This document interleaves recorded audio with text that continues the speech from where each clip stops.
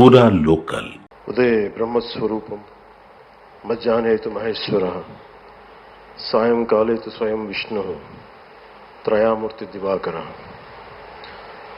ముందుగా సూర్య భగవానునికి నమస్సమాంజలు తెలియజేస్తూ యోగ విద్యను అందించిన ఆదియోగి పరమశివునికి, ఆ మహాయోగ విద్యని మనకి పతంజలి మహర్షి యోగశాస్త్ర రూపంలో అందించారు. వారిరువురి పాదపద్మములకు నమస్కారాలు.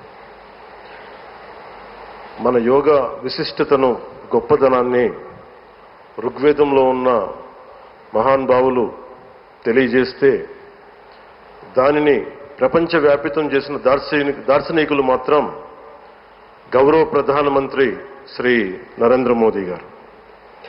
భారతీయ సనాతన ధర్మం తాలూకు విశిష్టతను యోగా ద్వారా విశ్వవ్యాపితం చేసిన ఘనత ఆయన సొంతం.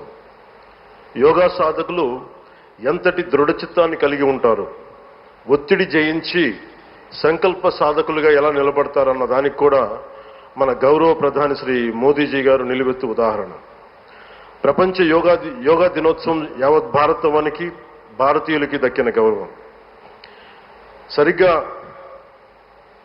ఒక 2014లో అప్పుడే ఐక్యరాజ్య సమితిలో గౌరవ ప్రధానమంత్రి మోదీ గారు ప్రవేశపెట్టినప్పుడు దాదాపు 177 దేశాలు ఈ రెజల్యూషన్కి మద్దతు పలికినాయి. ఇంతమంది మద్దతుని కూడగట్టగలిగి ఈ రోజున మనకి 2015 నుంచి యోగా దినోత్సవం ప్రారంభమైంది. ఈ రోజున గౌరవ ప్రధానమంత్రి మోదీజీ గారి పిలుపు మేరకు మనం మొదట విశాఖ 11వ యోగా దినోత్సవ సంబరాలకు వేదిక అయింది. శ్రీ మోదీజీ గారి సమక్షంలో గౌరవ ముఖ్యమంత్రి వర్యులు శ్రీ చంద్రబాబు నాయుడు గారి కృషితో ప్రపంచ రికార్డుకు వేదికగా నిలిచింది. విశ్వనరులు మోదీజీ గారి పిలుపు మేరకు యోగా ఒక వన్ ఎర్త్ వన్ హెల్త్, ఈ ఆరోగ్యం థీమ్ని ఈ వేదిక నుంచి ప్రతి ఒక్కరూ ముందుకు తీసుకెళ్లాలని మనస్ఫూర్తిగా కోరుకుంటూ, ఇక్కడ ఆసీనులైన మీ అందరికీ, ఇక్కడికి వచ్చేసిన ప్రతి ఒక్కరికి కూడా పేరు పేరున నా హృదయపూర్వక వందనాలు, నమస్కారాలు.